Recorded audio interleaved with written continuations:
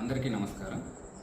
ఈ నెల 9వ తారీఖున బంగారుపాళ్యం మండలంలో మ్యాంగో మార్కెట్ యార్డ్కి ఎక్సీఎం గారు వస్తున్న దృష్ట్యా ఇప్పటికే పోలీసులు పర్మిషన్ ఇవ్వడం జరిగింది. ఉన్న కండిషన్స్ అన్నీ కూడా చాలా క్లియర్గా ఆర్గనైజర్స్కి మరియు వివిధ ప్రాంతాలలో ఉన్న లీడర్స్కి కూడా చెప్పడం జరిగింది. అయినప్పటికీ కూడా ఇప్పటికీ మండల స్థాయిలోనూ మరియు అసెంబ్లీ కాన్స్టిట్యున్సీ స్థాయిలో కూడా ఎక్కువ సంఖ్యలో మొబిలైజ్ చేయాలని చూస్తున్నారు.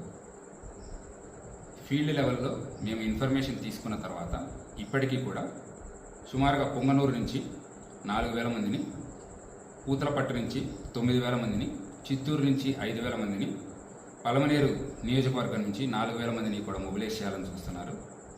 పోలీసులు ఎంతగా చెప్పిన తర్వాత కూడా బైక్స్లో మొబిలైజ్ చేస్తామని అన్ని రకాలుగా ట్రై చేస్తున్నారు.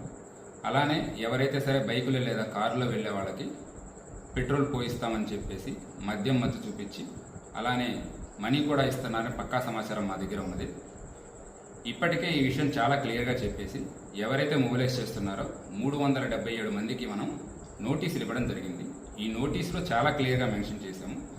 ఇది వరకు జరిగిన ఒక 3 ఇన్సిడెంట్స్ కూడా రాసి ఇక్కడ పోలీసులు చెప్పింది ఆర్గనైజర్స్ ఫాలో అవ్వలేకపోవడం వలన జరిగిన ఏవైతే లా అండ్ ఆర్డర్ ఇన్సిడెంట్స్ ఉన్నాయో వాటన్నిటినీ కూడా రాసి చాలా క్లియర్గా మనం విజ్ఞప్తి చేయడం జరిగింది.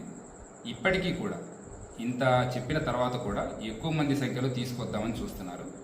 రేపు బంగారుపాలెం మార్కెట్ యార్డ్లో జరిగేది కేవలం రైతులతో ఇంటరాక్షన్ మాత్రమే. ఇది ఎటువంటి పబ్లిక్ మీటింగ్ కాదు.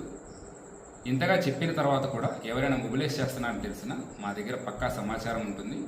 ఏరియా మొత్తం కూడా డ్రోన్ నిఘాలో మరియు కెమెరాల నిఘాలో ఉంటుంది. ఎవరైనా ఎక్కువ మందిని మొబిలైజ్ చేశారని తెలిస్తే వాళ్ళ మీద కేసెస్ రిజిస్టర్ చేయడం జరుగుతుంది. ఈ 377 మందికి ఎవరికైతే ఆల్రెడీ నోటీసులు ఇచ్చామో వీళ్ళల్లో ఆల్రెడీ 55 మందికి మీద ఇంతకుముందు కేసులు కూడా ఉన్నాయి.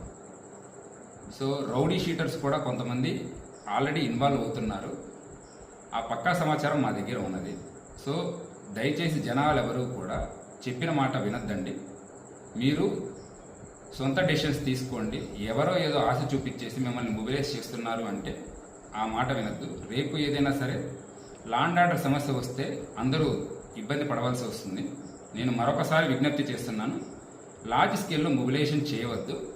కేవలం ఏదైతే సరే పోలీసులు ఇచ్చిన నియమ నిబంధనలు ఉన్నాయో అవి తప్పకుండా ఫాలో అవ్వండి. Thank you.